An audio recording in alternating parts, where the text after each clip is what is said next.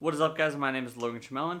I create videos on YouTube about Crohn's disease. I document my life, my recovery after intestine surgery, which happened earlier this year. And I have a series called Experimental Success where I basically test the habits, routines, and processes of some very successful people. But that's been on hold for the last few weeks because I was traveling. This video is on running with an ostomy, some tips, some tricks to help you run with an ostomy bag. But in my case, it's actually ileostomy, which kind of adds a little bit more of a challenge into the situation. The first tip I have is to run first thing in the morning. Do fasted cardio.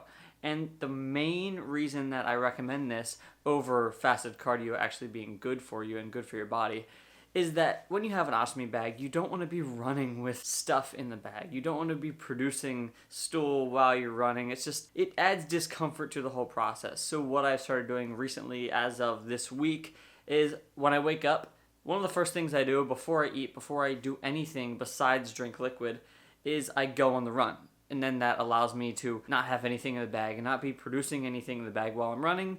And it makes the whole running, the whole cardio process much better. Now you can also apply this to riding bike or working out or doing any physical activity. Just do it in the morning before your body starts digesting anything. The second tip is mainly to keep you hydrated, and that is to make sure you drink water before you go to bed and after you wake up. You're normally dehydrated right when you wake up, so when you wake up, drink 8 ounces of water and then slowly sip on water up until you do cardio, up until you go on that run. For me, I have an ileostomy. The difference between the ileostomy and an ostomy bag is that the ileostomy is in the small intestine and the ostomy is in the large intestine. People with ostomies actually have more water absorption than I do.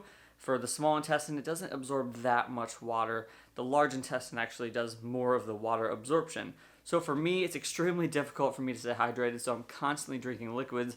And if I drink them too fast, they just kind of go right through me and I don't absorb any of it. So that's where this tip comes in. Just make sure you drink water before you go to bed, as soon as you wake up, and slowly sip on it up until you go on that run or do that cardio session. Tip number 3 is honestly a game changer. It's not necessary, none of these are, but it will dramatically help your running experience and make you feel more comfortable when you're running and even just out and about and doing daily active activities. This is wearing an ostomy belt. This is something I've talked about in previous videos, but the more and more I wear it, the more and more I love it. Basically what an ostomy belt is, it's like a piece of fabric that you wear around your waist and like around your stomach region. It has a little pouch to hold the ostomy. So even if you do have some stool production while you're running, even if you do have some things in there, it like holds it up against your body more and it makes it like just feel a lot more secure, a lot more comfortable. When I first started running, I didn't have an ostomy belt. It was really uncomfortable to run with because it'd be pulling down on my stomach, and if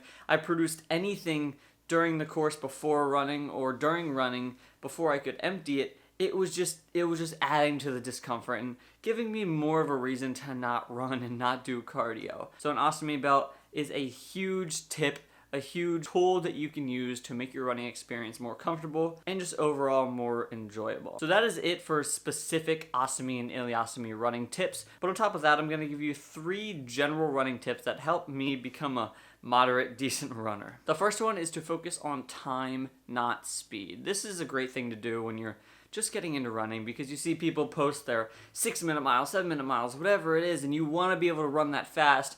And you honestly are hard on yourself when you can't run that fast. So for me right now, I'm recovering after surgery. I think it's been about 2 months since surgery, and I'm just getting back into cardio. My body's getting a lot better, but I just understand that I can't run as fast as I used to.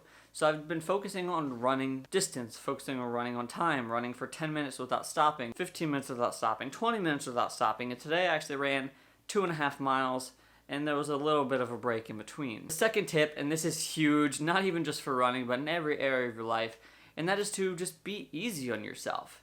When you're getting into running, when you're starting something new, you're going to suck at it. Every single person sucks at running or sucks at that new thing they're trying when they're first getting into it.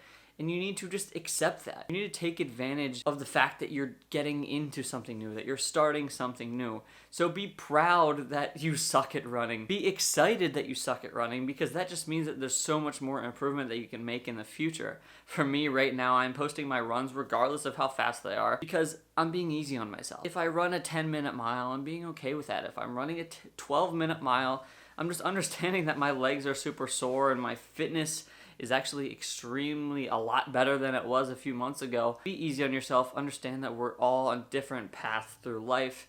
And wherever you are now, wherever you are with running, wherever you are in any area of your life, you are on the path to progress. You are on the path to success. As long as you understand that, there's no reason to be hard on yourself in the current moment. Now, the third tip is something that I absolutely love to do, and it's actually something I did today, and that is running outside. What this basically does is running outside just makes it so much more enjoyable. You can run inside on treadmills all you want, but you're going to be bored out of your mind. There's so much certainty that comes with running inside that makes me not enjoy it. But when you're running outside, for example, yesterday I found a new running path that I can do, and there was so much uncertainty with where I was going to go that I was so excited to keep on running, and instead of just doing 1 mile like I planned, I ended up doing 2.4 miles. Running outside, running in new places is just a way to make running more enjoyable, make it more exciting, make it more fun to you as a runner. And then today I actually went to a different place that I ran at yesterday. I went to this bridge where it just goes across a long body of water. I think it was 1.3 miles each way. So as I was running, I just had this beautiful view out to whatever side the